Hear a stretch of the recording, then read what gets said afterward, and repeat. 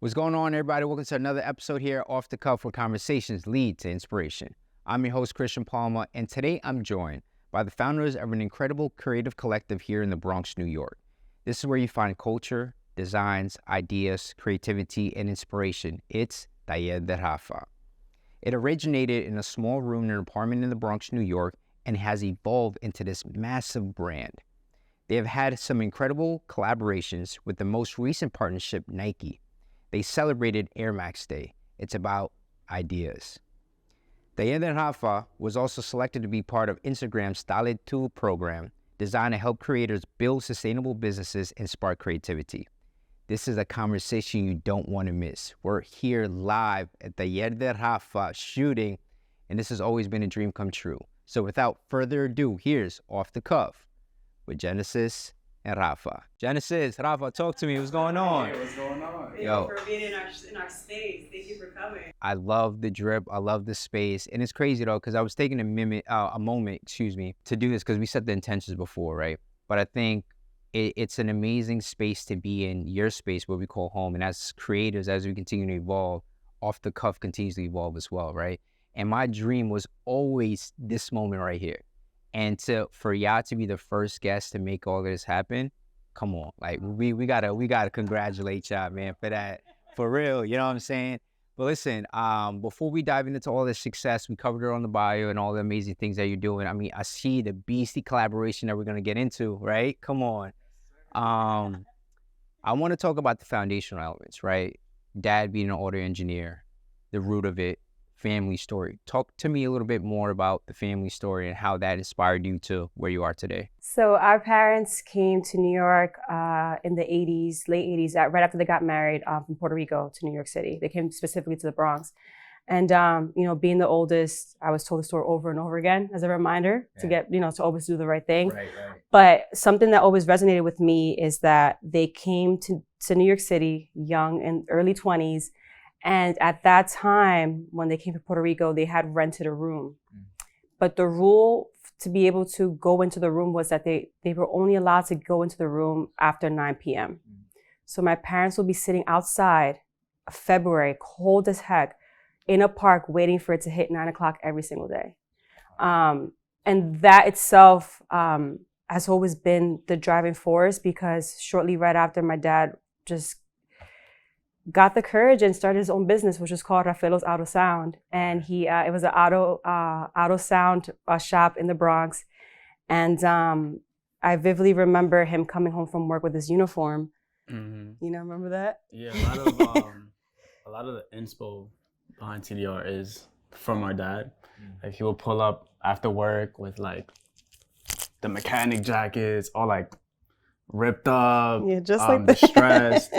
My dad is one of our biggest influences, especially with the designing and the branding of TDR. You see a lot of wrenches, a lot of toolboxes, even like jackets like these.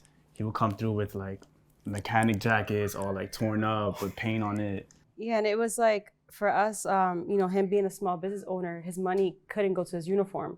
So if he had a rip from a job that he was doing that day, he would just rip off the rest of the sleeve, And we always like to say how each rip, tear had a story of how his day went, So for us, the uniform itself it's a story itself. So it's a big component of our brand for sure. So it came a lot from like our parents, just really working hard to give us a better future.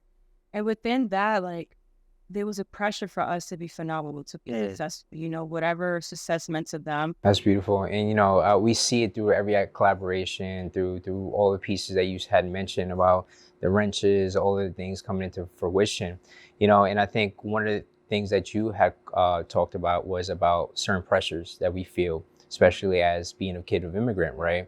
How did you deal with that pressure? Because I feel like so many creators out there, so many people who are leaning into the creative space, oftentimes that's not something that's really talked about in the household. Like, what were some of the conversations that were happening in the household early on? My entire life, I wanted to be a singer. That was my thing. So from age 8 to 18, my goal was to be a singer. I ended up auditioning for Juilliard, got in. Wow. With a scholarship. Ended up not being able to go. Graduated school, went straight to corporate. about 2 years into corporate life, I started to nab into like music, public relations. And one day I woke up, I was like, you know what, I want to live the life that I love. So I went back into music, toured, did amazing things, became a commercial model. So growing up, it was a constant having to tell my parents and show my parents why this was important to me. Yeah. But at the same time, I found myself having to do things for them. And when I got to a certain age where I felt confident enough, I said, you know what, I did my 4 years that you asked me, now is my turn. Right. So fast forward now, it's been beautiful because of this journey. I like to consider myself a multifaceted creator. Yeah. Because of the journey that I've had, I've been able to really do this the way that I want to do it now. We're Dominicans, so it's like you're not like a mechanic or like a plumber. Either that or like a doctor is not really a career. Yeah. So for me, you know, wanting to do to design, make clothes and make art for them and they didn't understand it. You know, I would be in my room, YouTube, just studying my craft, like screen printing. Yo, they would look at me like, what is this? So for the first like year, they didn't fully understand it. They just thought I was making shirts for my friends. Just for fun. You're talking about the early inspirations, right? You kind of putting things together. And I want to talk about how you got the first clients. But before we even get there, take me back to this long walk that you did in East Fordham Road. When things just clicked, what sparked for y'all?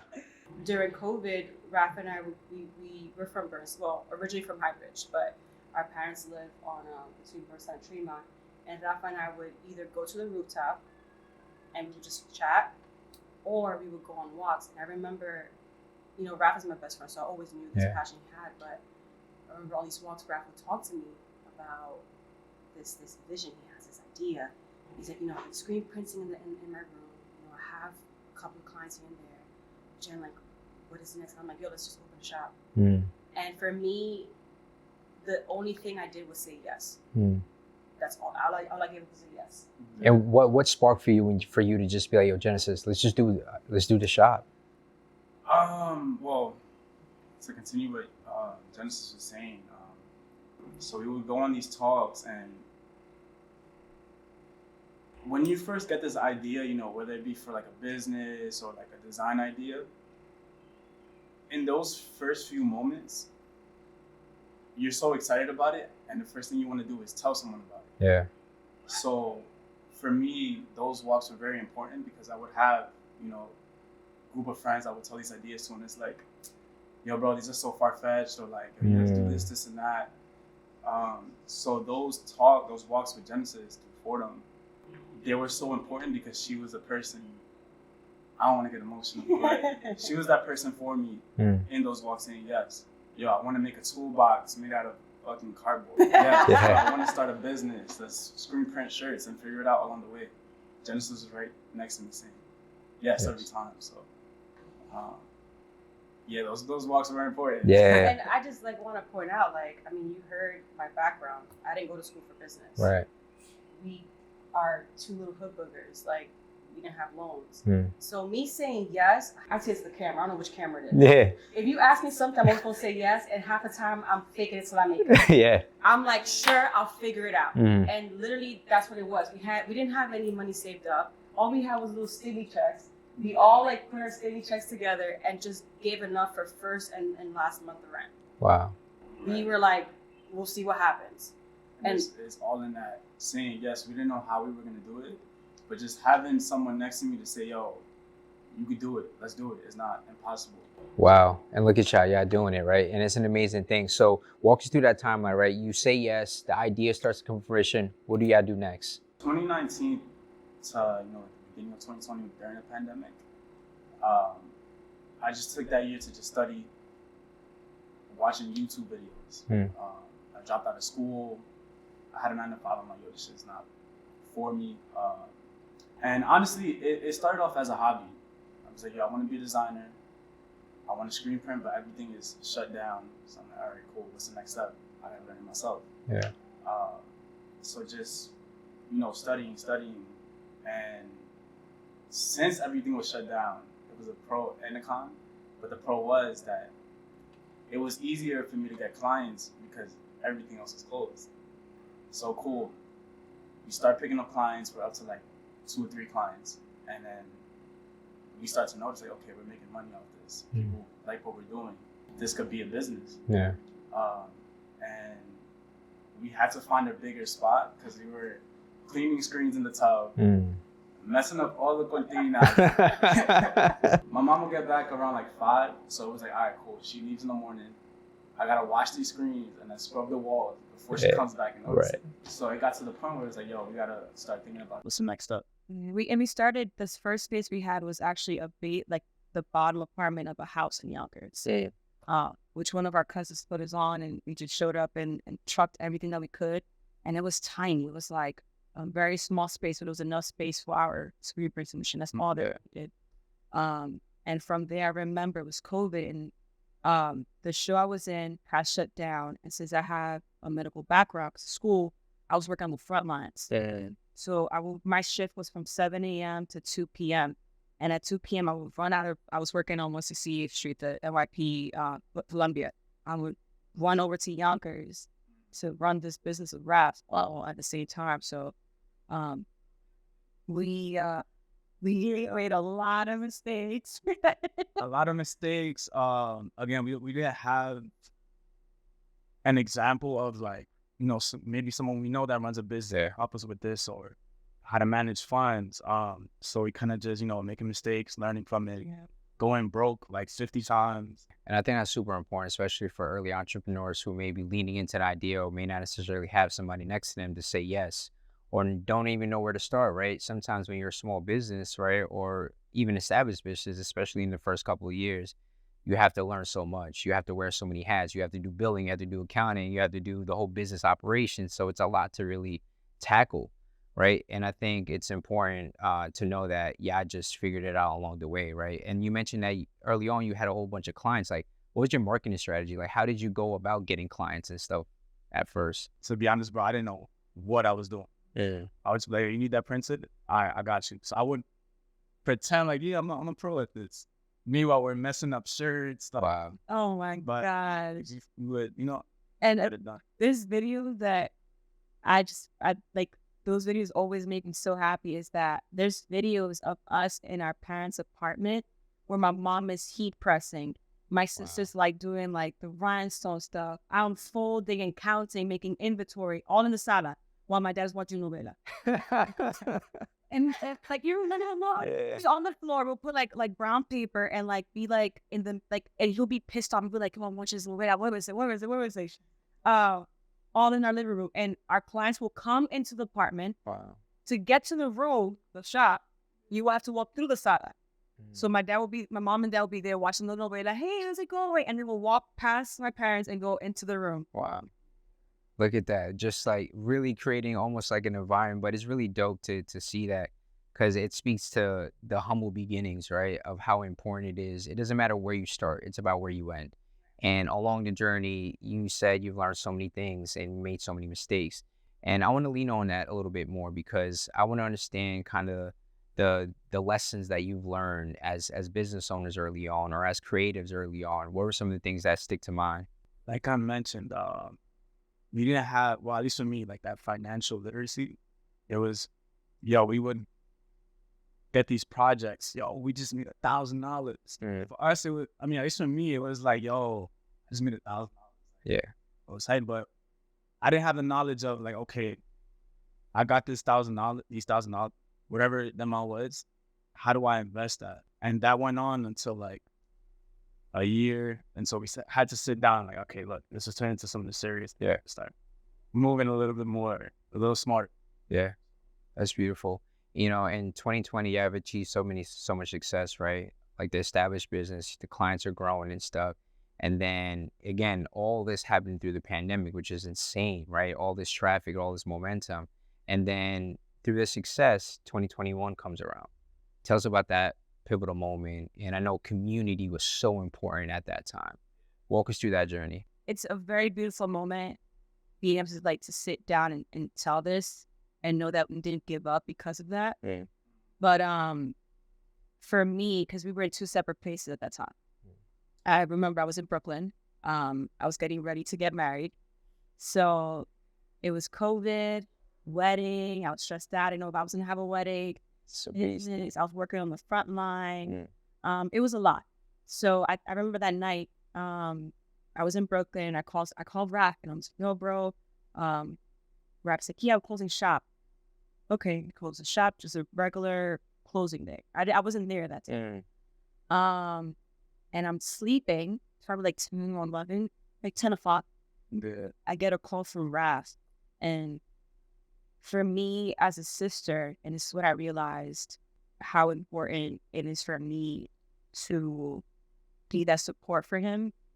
I just see him screaming, and could not understand a word he's saying. And Raph is a very cool, calm, collected guy. So I knew it was something's going on because it's very different to us at that point. And I remember him saying, Jen, I sent you a video. And it's a video of Raph and my dad legit swimming through water. And the craziest part was like getting to the shop, they went through the window. So Hurricane Ida hits. We had just closed shop. Raph calls me screaming. So yo, I have to get to the shop. It's the shop. I'm like, yo, just wait till you go. Just wait till the next day. Don't worry about it. We'll figure out tomorrow. It's easier to handle situations in the daytime than at nighttime. And plus, there's no way that we can drive through this water. I'm in Brooklyn. He didn't listen. And there was just no way that he could stay still. So him and my dad drove all the way to Yonkers. New York never floods. Go in. The windows are busted in because it was a lower level. Windows are busted in. They step into the window. Everything's floating. They're swimming through. And for me as a sister, forget the business part, it was the worst feeling I've ever felt in my life because it was a situation that I couldn't fix. It was a situation that I couldn't make better. And for me, it was like I had to suppress whatever feelings I had and make sure that I was his support, his soundboard, and make sure that no matter what, Raph does not give up. Like, Raph just dropped out of school. Like, he has given up so much of his dream. There's no way that whatever in my power I could. That was my main goal. I need to make sure that Raph does not give up. So that was me. I was in Brooklyn and I'm watching these videos. And Raph, you can go in on what you felt when. Yeah. Can only imagine, Ralph. You know what I'm saying? Seeing this. It was very surreal, because floods do happen in New York, but it's something that you don't really think about it until it happens to you. And yeah, like she mentioned, my cousin, he lived on top. We were in the basement level. The first level. And I got that video, bro. The water was so high that we had a AC on the window. The water took the AC. It took the flood took the AC and everything. Wow. Into the shop, and that's how all the water got in. And my cousin's just recording the whole thing, and it was just surreal, bro. It was just watching everything that we worked so hard to get together with gone. Like, we lost all the machines. We didn't have insurance. Have insurance. Wow. We didn't know. We weren't thinking about that. But as she mentioned, it was blessing in the skies. Yeah. So the next day, the most beautiful day, as if nothing happened. It literally felt like you could feel death. I can't even describe it. Just quiet and just everything was out. And I remember because it was a flood, all the water from like receptacles came up. So it was just like, nothing could be saved. And I remember Raph just like standing, like Raph couldn't touch anything. Like he was just like stuck. And me trying to fix things, I'm like scrambling and trying to like grab. And I remember trying to push through those feelings and then having to step away and break down. So he's like, I don't have any solutions to this.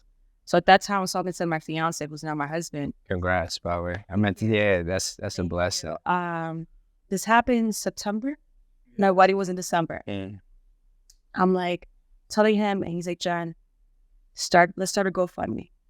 And I tell Raph, and Raph was like, absolutely not. So wait, why were you hesitating? I was hesitant. I guess it was just my pride. Like, yo, we built this, we lost it. I felt like I could do it on my own.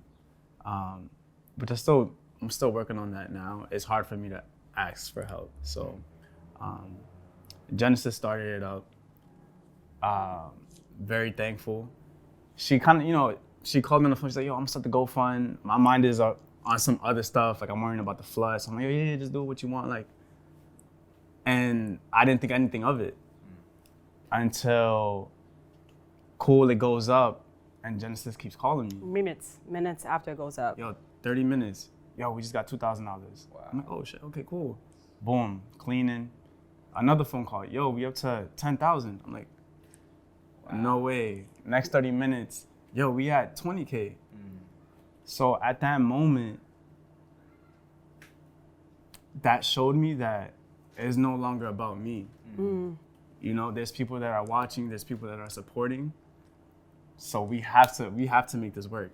And I'm really thankful that she started, because that put the battery on my back. And yeah, it like, I don't even have Twitter, but it was going viral on Twitter. GoFundMe, the company itself donated money. Wow. There were clients of us, like our clients, people that didn't know us. It was such an outpour of love, and we have so much gratitude that for us, our mind shifted. Like Raf said, it wasn't about us. It was about our community.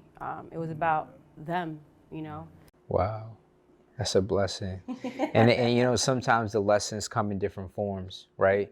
And I think that's a beautiful thing, because sometimes as creators, as somebody who thinks we're self-made, that doesn't necessarily exist, right? And it's the strength of numbers. There's a tribe. You need a tribe. You need a community. And sometimes it be the people that don't know you personally that be the ones that support you the most. Yo, the thing is, before the flood, we were so focused, getting content out, putting out designs, and you're sharing your work, but you kind of forget that I had such tunnel vision that you kind of forget, like, yo, these are real people watching, supporting, we're impacting. So at that moment, that's when it hit, like, oh, okay, like, people are here for us, like, they love what we're doing, we got to keep it going. And it went from, yes, Taller De Rafa, we screen print, but it's not a screen printing company. And I think that was the shift for us.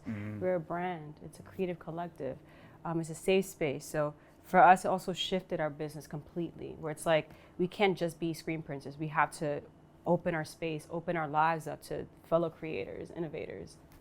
And I think that's so true, because sometimes when you're building a business plan, right, you be so tunnel vision into one focus, right? And sometimes certain things, like, again, these lessons come, or these moments come into your life, it's just like, it's not about me, right? And it reminds me of a platform like Off the Cuff here, and I created it, is when I started leaning into this, I was just like, it's never about me. It's about stories like yours, and it's about creating space to share these stories, because there's so many people that may be watching this, who may be thinking about an idea, who may not necessarily know how to activate this idea or bring it to paper, or may have a design, but they want to create a clothing business.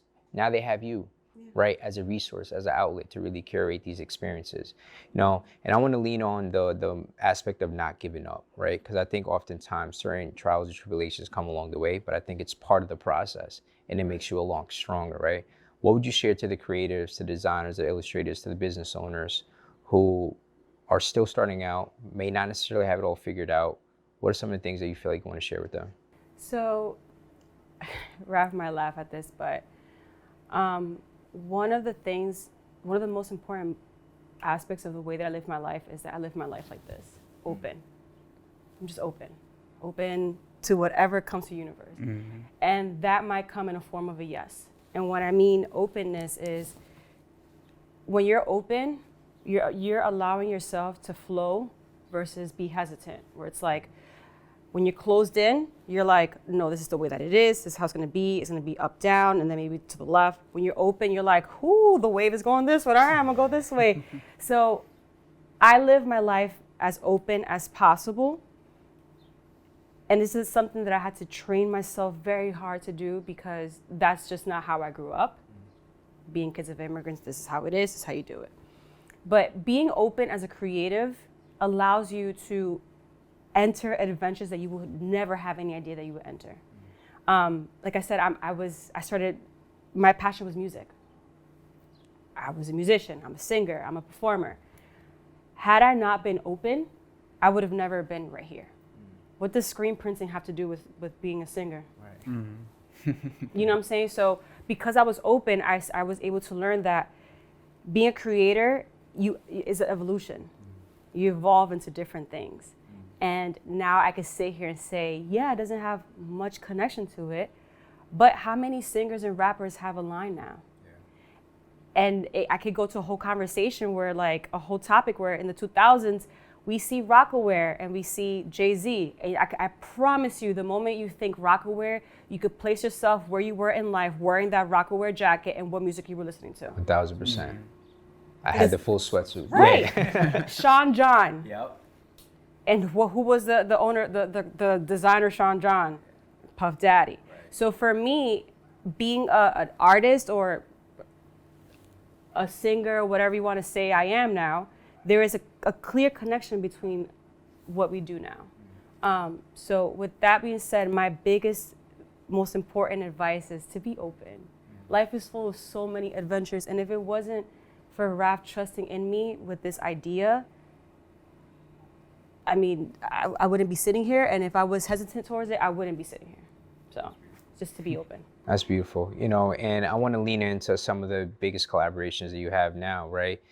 It's about idea. It's Taller De Rafa with this Nike collaboration, right, which is phenomenal. We saw at Air Max Day, tons of, and they opened up, and it literally opened up shop a weekend after just because of the numerous foot traffic and the support that y'all got from the community. How does this collaboration come about?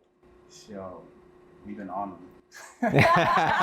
That's the way to be, yeah. I mean, it started off with they hit us up because they needed influencers for a project. You just have to show up, get content in there, and I'm like, all right, cool. They let me put one foot in the door And just throw myself. So with that, we did such a great job. You know, we just stayed connected.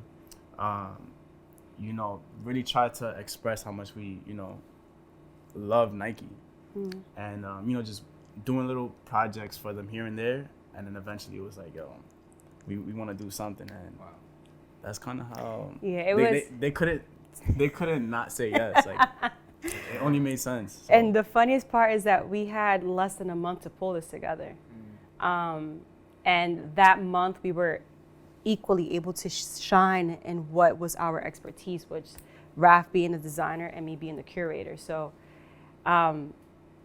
it's something I'm very proud of, and I can say this to you personally because I've heard it verbally from them. They were so impressed because it's very rare for creators to be tapped into also the business side.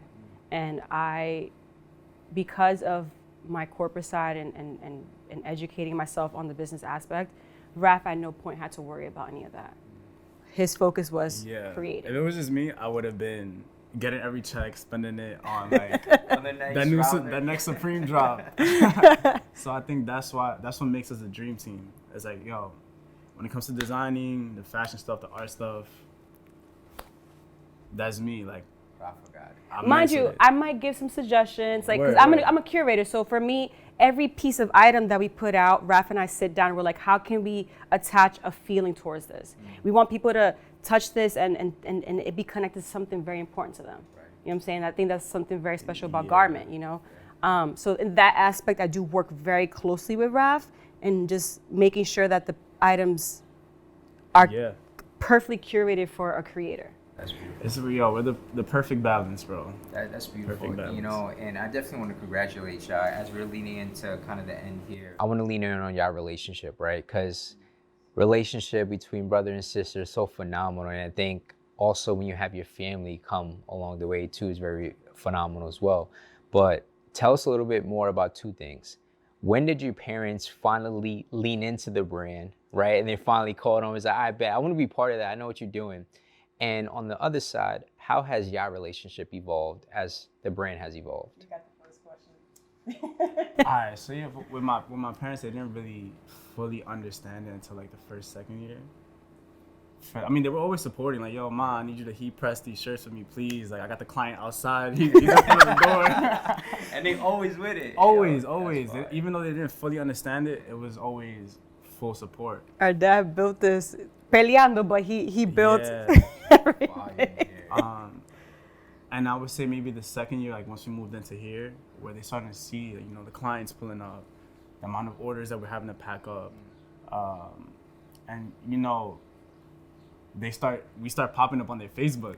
You know, their generation is like Facebook, WhatsApp, so they started to notice, and I think the Nike event really like. That's when it was in. It was like, all right. We were in here sobbing every 3 seconds. And I mean, Raph, you cannot cheat us. Like, Yeah. I mean, as a man, wanting to always impress your dad, like. Yeah, so my dad, you know, like I mentioned before, he's one of my biggest inspirations. There's like, you can see through all the collections, everything has to do with like tools, you know, mechanic wear, like this jacket. And, you know, for me, and I don't know if, I'm sure other people could relate, like, I never got that full, what's the word? I might have to run this back. Validation? Is you want to impress your dad. And my dad is very tough love. He didn't understand what I was doing. He's a mechanic. It's like, yo, at certain points he's told me like, yo, this is fun and everything, but you're gonna have to get a real job eventually. Yeah. So it was always that constant, like, looking for that validation. And even through my work, it was like, yo, like, look, Dad, like, this has a wrench on it. Like, but it never fully clicked with him because he's from a different generation. He doesn't understand it. So when that Nike event hit, bro, he told me he was proud of me for the first time. I don't want to get emotional, but it was a very special moment because it was something I've been looking for. It was always there, the support was always there, but it was like sometimes you need the words, like, and that'll always be a special moment. So. Wow, that's beautiful, man. You make me teary-eyed, bro. I'm a very emotional person in a good way, but I felt that, right? And I think that's important, right? Sometimes we don't want our parents' sacrifices to go in vain, right? And that's why we do so much, and because we know that they did so much. And I'm also proud of y'all too, right? And I think this is a perfect time for me to give y'all flowers, right? For everything that you are creating, for the environment and space you have welcomed us to really shape the narrative here, to know that dreams do come true, to understand that, you know, when you have parents who, you know, may not necessarily fully understand the idea early on, but do come around in a beautiful way, it's important for us to understand that it's just those teachable moments that they need to understand, right? And I always say that when you do things with love and passion, anything is possible. And we see it. We see it in the garments, we see it in the collaborations, and we see it in this space. So I want to take this time to really share that and to give you our flowers because I deserve it. Thank you. So Thank much, you. bro. Absolutely. Yeah, we're grateful, and you know, like Rafa said, it's not about us at this point, you know. And I'm in my 30s, and I feel like I just started dreaming. I thought I was dreaming my whole life. Like I always thought, oh, I'm living my dream, but this is the first time that I feel like I'm living it because it's something that I love.